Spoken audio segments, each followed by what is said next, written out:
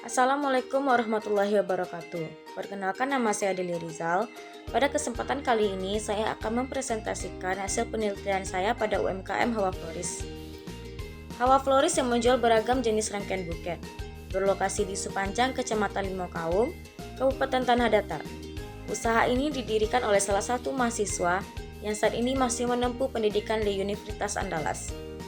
Kak Haya sebagai pendiri telah mengembangkan usaha ini mulai sejak bulan April tahun 2023 lalu.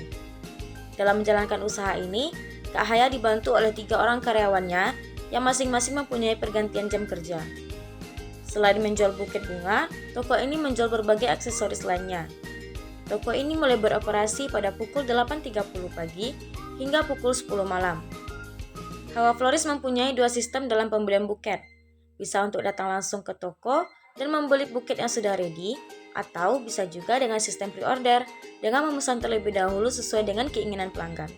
Hawa Floris mampu menjual 5 hingga 10 buket bunga setiap minggunya dengan harga masing-masing buket bunga mulai dari 18.000 hingga 100.000, tergantung dengan ukuran dan tingkat kesulitan yang diminta oleh konsumen. Pembelian pada hari biasa ini biasanya untuk sebagai dalam rangka hadiah ulang tahun, pernikahan, ataupun untuk apresiasi kepada seseorang. Pada event atau acara tertentu seperti acara sempro dan wisuda, penjualan Hawa Floris biasa meningkat hingga 2 kali lipat dibandingkan dengan penjualan di hari biasa. Biasanya, besaran buket yang diminta tidak hanya buket yang berupa bunga saja, namun juga ada buket bunga berupa jilbab, makanan, hingga buket berupa uang yang dipesan oleh konsumen untuk diberikan kepada orang terkasih dalam acara tertentu. Visi dari Hawa Floris menjadi toko buket bunga terdepan dan terpercaya di Batu Sangkar dengan menyediakan rangkaian buket berkualitas tinggi dan layanan prima kepada pelanggan.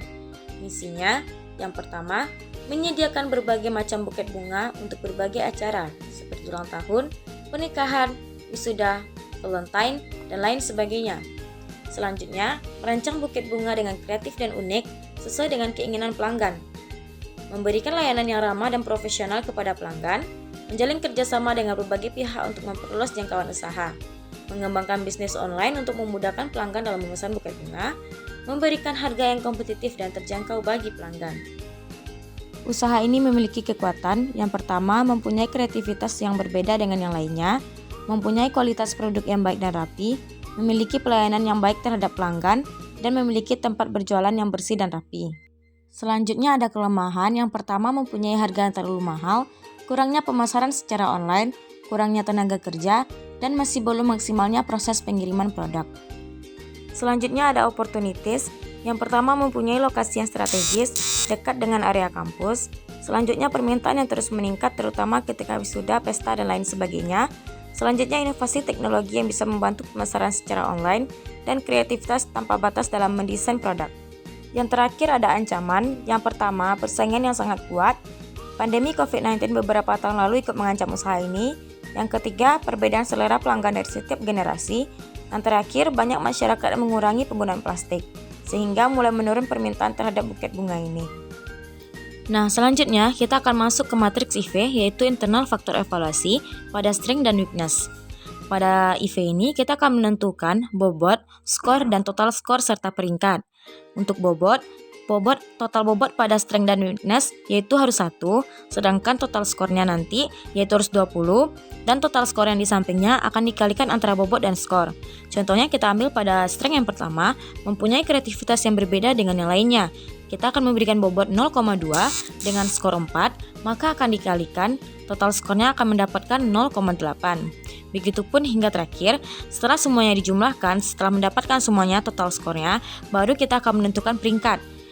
Nah, untuk peringkat 1, kita ada pada strength yang memiliki pelayanan yang baik terhadap pelanggan. Begitupun seterusnya hingga peringkat ke-8. Selanjutnya kita akan masuk kepada matriks EV, yaitu external faktor evaluasi, yaitu pada opportunities and threats. Kita juga akan sama menentukan seperti sebelumnya, yaitu menentukan bobot, skor, total skor, dan peringkat.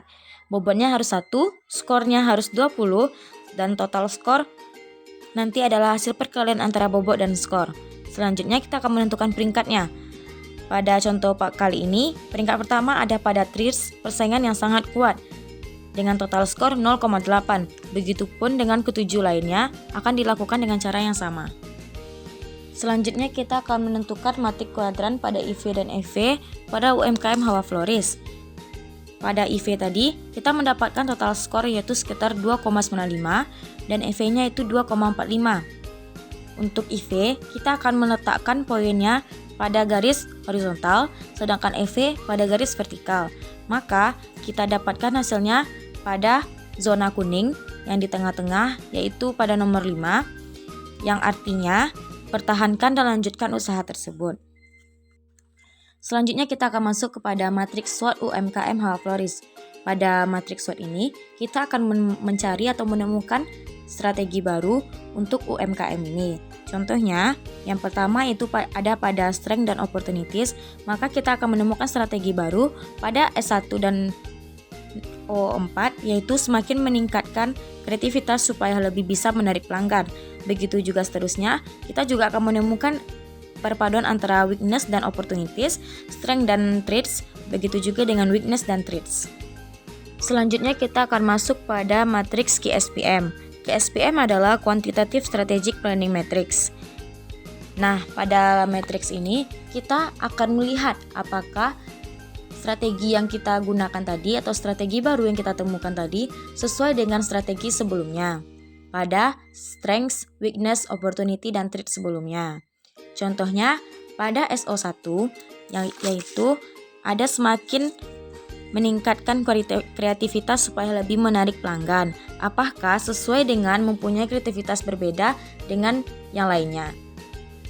Bisa kita lihat yaitu mereka mempunyai kaitan yang sama, jadi AS-nya atau attractive score-nya maka kita akan beri nilai 4.